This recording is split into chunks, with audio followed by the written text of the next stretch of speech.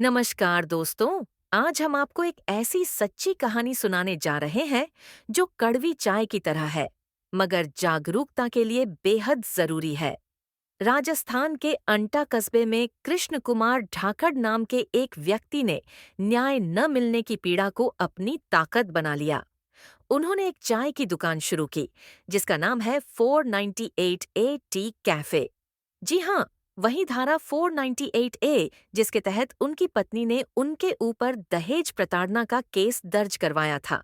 कृष्ण कुमार हर रोज इस चाय की दुकान पर हथकड़ी पहनकर चाय परोसते हैं। उनकी दुकान के बाहर बड़े बड़े पोस्टर लगे हैं जिन पर लिखा है, जब तक नहीं मिलेगा न्याय तब तक उबलती रहेगी चाय, और आओ चाय पर करें चर्चा, 125 में कितना देना पड़ेगा खर्चा। कृष्ण ने मीनाक्षी मलव से साल 2018 में शादी की थी। शादी के बाद दोनों ने मिलकर मधुमक्खी पालन का व्यवसाय शुरू किया। लेकिन 2022 में मीनाक्षी अचानक बिना बताए अपने मायके लौट गईं।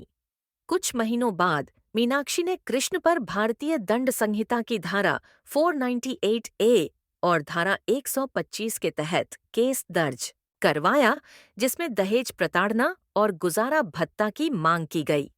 कृष्ण का कहना है कि यह झूठा केस उनकी जिंदगी को तबाह कर चुका है। पिछले 3 सालों से वो कोर्ट के चक्कर काट रहे हैं। उनका कहना है कि उनकी बूढ़ी माँ पूरी तरह से उन पर निर्भर है और अब उनका परिवार टीन की छत के नीचे जिंदगी बिता रहा है। कृष्ण कहते हैं, कई बार जीने की उम्मीद छोड़ दी थी, लेकिन जब माँ का चेहरा याद आता तो हिम्मत वापस लौट आती थी। अब मैंने तय कर लिया है कि मैं ये लड़ाई शांति से लड़ूंगा, चाय बेचकर, और उसी जगह पर जहां मुझे अपमानित किया गया। दूसरी तरफ मीनाक्षी का कहना है, उसने मेरे पापा से जमीन खरीदने के लिए पैसे मांगे थे।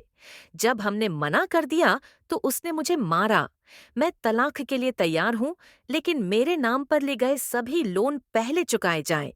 कृष्ण का दर्द सिर्फ एक पति का नहीं है, बल्कि उन हजारों पुरुषों की कहानी है जो कानून के दुरुपयोग का शिकार बनते हैं और उनकी आवाज कहीं नहीं सुनी जाती। हर बार कोर्ट में जाने पर उन्हें सिर्फ एक ही बात सुनने को मिलती है, तारीख पे तारीख। और जब साल दर साल इंसाफ नहीं मिला, तो उन्होंने अपना विरोध दर्ज कराने के लिए चुना एक कप चाय का रास्ता।